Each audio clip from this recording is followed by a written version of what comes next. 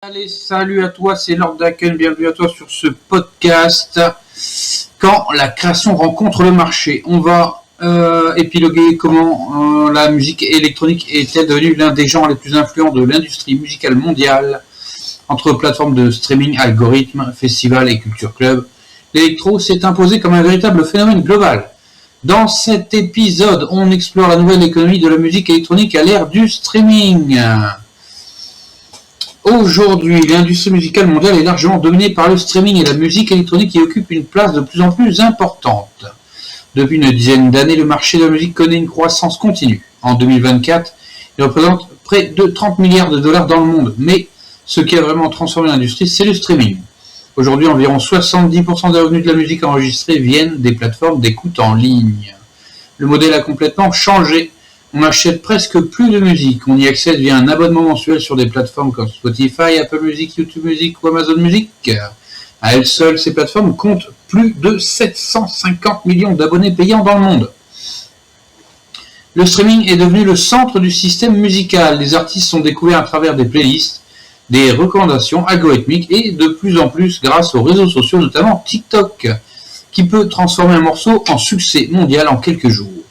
Dans ce paysage, la musique électronique s'impose comme l'un des genres les plus internationaux. L'industrie mondiale de l'électro représente aujourd'hui près de 13 milliards de dollars et continue de croître chaque année. Historiquement, les grandes scènes électroniques se sont développées en Allemagne, au Royaume-Uni, aux Pays-Bas ou aux États-Unis. Mais aujourd'hui, de nouvelles scènes émergent rapidement en Amérique latine, en Afrique et en Asie du Sud-Est. La France, de son côté, reste un acteur important. Le pays bénéficie d'une forte culture électronique, héritée notamment de la French Touch, et d'une scène très dynamique de festivals, de clubs et de labels indépendants. Mais ce qui distingue la musique électronique d'autres genres, c'est que son économie ne repose pas uniquement sur le streaming.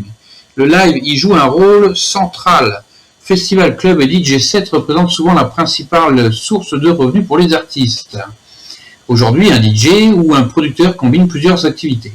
Le streaming pour la visibilité, les concerts pour les revenus, mais aussi les collaborations avec des marques, les synchronisations dans les films ou les publicités, et parfois la création de communautés en ligne autour de leur musique. La musique électronique est donc devenue un genre parfaitement adapté à l'écosystème numérique, global, circulant rapidement sur les plateformes et profondément connecté aux cultures des clubs, des festivals et d'Internet. C'est cette combinaison entre technologie, culture digitale et expérience live qui explique aujourd'hui la place centrale de l'électro dans l'économie musicale mondiale. Voilà, c'est tout pour ce podcast d'aujourd'hui. Quand la création rencontre le marché. On se retrouve demain ou dans quelques jours pour la suite de ce podcast. Merci à vous d'avoir été là. À très bientôt pour de nouvelles aventures.